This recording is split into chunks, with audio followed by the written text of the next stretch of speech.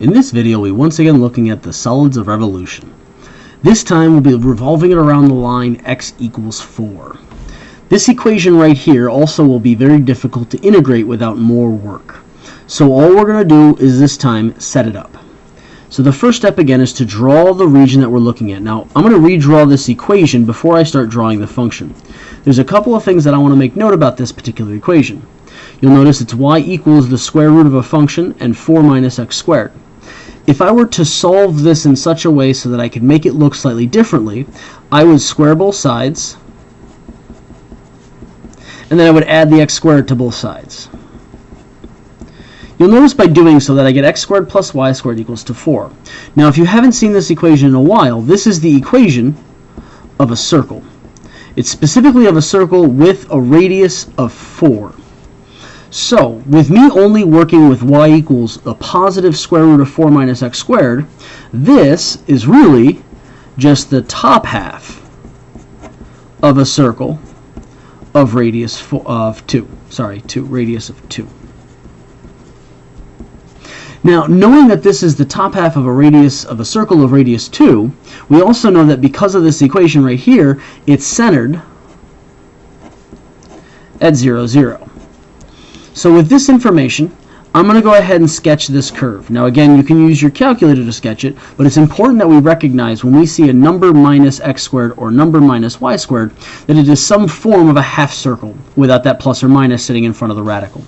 So I'm going to go out 2 units here, I'm going to go out 2 units here, I'm going to go out 2 units here, and my region is going to be simply this circle graphed to the best of our ability. Now, we're also only working in the first quadrant, which means that I'm going to go ahead and cut this here and here.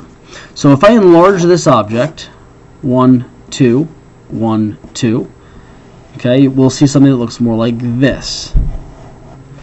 So this here is the space or region that we're trying to deal with. The next piece is we also want to rotate this about the x equals 4 line.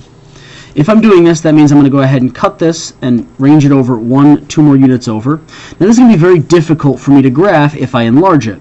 So you'll see here is my x equals 4 line, and I'm taking this entire object, again the region cut here, and I'm rotating it over here.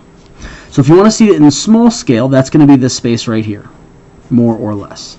Rotate it around. Okay, so we've got this again cylindrical looking object with a awkward center drilled out. Okay, for me to obtain that space utilizing the integral, we're still going to have to integrate of pi r squared minus pi r squared. Now the difference is, however, notice where all of my circular cross sections are horizontal. That means that I'm going to use dy instead of dx. Again, because whenever I try to draw my rotational circles, all of those rotational circles are sitting horizontally. When they're sitting horizontally, I've got to use dy. Now, again, the tricky part of this is recognizing that we're only working in this region. And I'm going to go ahead and start drawing these lines here, at least a couple here. These are the actual lines that I want to be able to cut. Those are where my circular cross sections are going to sit. If I were to slice this, again, slice it here and open it up, it should look like this kind of circular region. Okay? Now, if this is the space I'm trying to cut, I need to figure out, well, where are my y values? My y value will start here at 0, so y equals 0. And I'm going to go up to this location up here, which, because I know that this is a circle with radius 2, and my center is here, that's a distance of 2. So I'm going to go from y equals 0 to y equals 2. My next piece is figuring out what capital R and lowercase r are. If I start here, okay, and this is the idea that I want us to get across every single time. The distance from here to here will always be a distance of, in this case, 4. So that distance is 4. Now my radius might change. Now if I'm looking at the interior radius, the lowercase r, that's from here over to here. That is lowercase r. The distance, however, from here to that location right there, that distance will be a value of x in this case. And you'll notice again it'll be a value of x right here because that correlates to an x distance down here. Now, I don't know exactly what that x distance is, but I know it's going to change based on this function. This function being that y equals the square root of 4 minus x squared.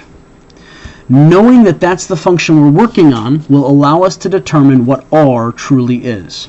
So my lowercase r is actually equal to 4, this whole length, minus the distance of x, this length in here. Keep in mind, I can't plug this into lowercase r in here because I need y, not x, and this has an x in it. So my next step is to manipulate the functions that I was given that correlates to this distance of x anywhere on this line, and I must change it so that it's x equals. In which case I end up by squaring both sides, going all through the same steps here, just to subtract the y squared over and square root both sides. So I'll end up with x equals plus or minus the square root of 4 minus y squared. Problem with this is that which one's the one I'm working with? Well, because all my x's in here are positive numbers, I don't need the negative case.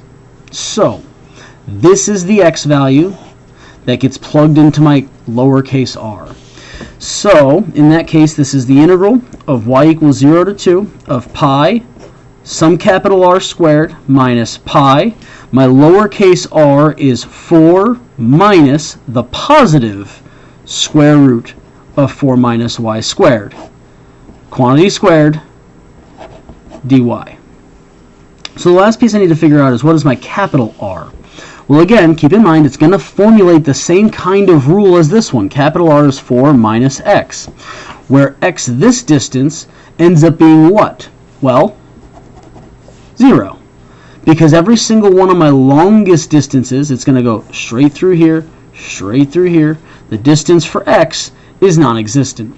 This distance right here is simply 4. So capital R equals 4 minus x, but x is 0. So r is just simply 4. Again, notice the distance from here to here. And the reason why that is because of this whole function, it stops right there. That whole distance is the outer ring. Again, from here all the way to in here is the outer ring distance, but that outer ring distance is a distance of 4. So a place of 4 there, and that is the setup for the integral of the volume bounded by this function in the first quadrant rotated around x equals 4.